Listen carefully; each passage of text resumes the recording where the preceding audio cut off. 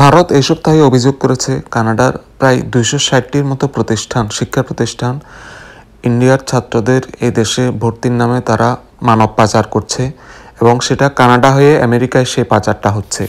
ভারতের enforcement department মুম্বাইতে 2টা এন্টিটি বা প্রতিষ্ঠানের সন্ধান পেয়েছে যারা এই সমস্ত পাচারের সাথে জড়িত, এবং এই 2টা প্রতিষ্ঠানের মধ্যে একটা প্রতিষ্ঠানের সাথে কানাডার 112টি কলেজের এবং আরেকটা প্রতিষ্ঠানের সাথে প্রায় 150টি কলেজের যোগসাজশ রয়েছে এবং তারা এই পাচার নেটওয়ার্কের সাথে জড়িত।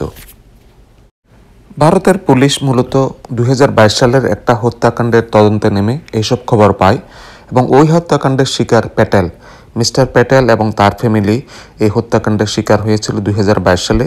এই প্যাটেল ফ্যামিলিটিকে আপনারা দেখছেন, তারা মেনলি 2022 সালের জানুয়ারি মাসে কানাডা হয়ে আমেরিকা যাওয়ার পথে পথিমধ্যে তুষার ঝরে পড়ে মারা যায় এবং তারা কানাডার ম্যানিটোবা যে বর্ডার আছে, আমেরিকার বর্ডার, সেই বর্ডার দিয়ে আমেরিকার মিনেসোটা ঢোকার চেষ্টা করছিল, কিন্তু তাদের ভাগ্য খারাপ, মাঝপথে তুষারঝড় শুরু হয় এবং এই তুষারঝড়ে পরে প্যাটেল তার ফ্যামিলির পুরো 4 জনই ওখানে মারা যায়। এই সেই স্থান যেখানে এই প্যাটেল ফ্যামিলি মারা গিয়েছিল 2022 সালে।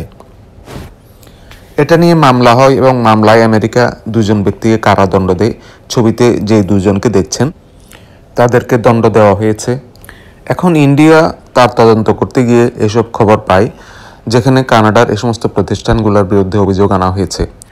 তবে ইন্ডিয়া এখনও সুনির্দিষ্ট করে বলেনি কোন শিক্ষা প্রতিষ্ঠানগুলো এটার সাথে জড়িত, বা এটা কোর্টও এখনও তাদের অভিযোগটা প্রমাণিত হয়নি। ইন্ডিয়া অভিযোগ করে বলেছে এই সমস্ত ছাত্র কখনোই কানাডার ওসব শিক্ষা প্রতিষ্ঠানসমূহে ভর্তি হয় নাই, তারা শুধুমাত্র এখানে ভর্তির নাম করে কানাডা প্রবেশ করেছে এবং কানাডা হয়ে তারা আমেরিকা যাওয়ার চেষ্টা করেছে এবং পরে এসব ছাত্রের ভর্তির টাকা তাদের কাছে ফেরত দেওয়া হয়। ইন্ডিয়ার তদন্তকারী দল বলেছে তারা মুম্বাইতে যে 2টা প্রতিষ্ঠানের খোঁজ পেয়েছে, তাদের একটা প্রতিষ্ঠান বছরে 25,000 এবং আরেকটা প্রতিষ্ঠান বছরে 10,000 ইন্ডিয়ার ছাত্রকে বাইরে পাঠায় এবং এদের স্পেসিফিক কোন কোন দেশে পাঠানো হয় সেটা ইন্ডিয়া অবশ্য বলে নাই, কিন্তু কানাডার যে সমস্ত শিক্ষা প্রতিষ্ঠানের সংখ্যা আনুমানিক দেওয়া হয়েছে সেটারও কোনো সুনির্দিষ্ট তথ্য নাই। তাহলে হয়তো কানাডার পক্ষে সুবিধা হতো এগুলা ইনভেস্টিগেট করা এবং প্রয়োজনীয় ব্যবস্থা নেওয়া।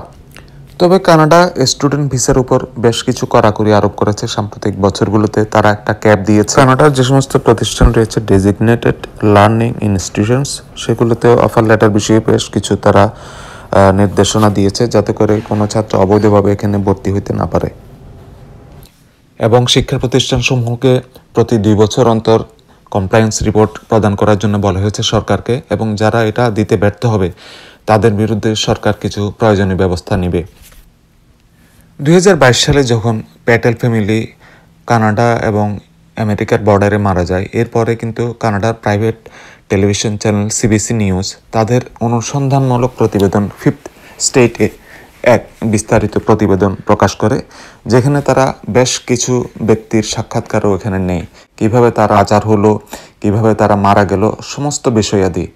এবং টেল ফ্যামিলি কিন্তু প্রথমে তারা নেমেছিল কানাডার টরন্টোতে পিয়ারসন ইন্টারন্যাশনাল এয়ারপোর্টে, এবং সেখান থেকে তারা কিভাবে ম্যানিটোবা গেল এবং ম্যানিটোবা থেকে কিভাবে তারা ওই বর্ডার পার হলো, কারা এদের সাথে জড়িত, কোন চক্র, এই সমস্ত কিছু তারা জানার চেষ্টা করেছে।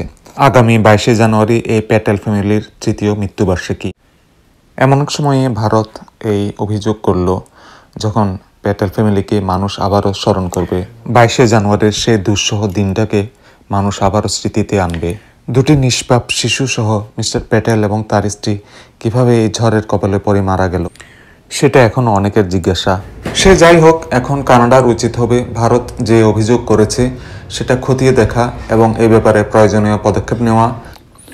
বিশ্লেষকরা ভারতের এই অভিযোগটাকে যথেষ্ট গুরুত্ব দিয়েছেন এবং এই ব্যাপারে তারা বেশ উদ্বেগ প্রকাশ করেছেন, যেহেতু এটা একটা সিকিউরিটির ব্যাপার, ইন্টারন্যাশনাল সিকিউরিটির ব্যাপার।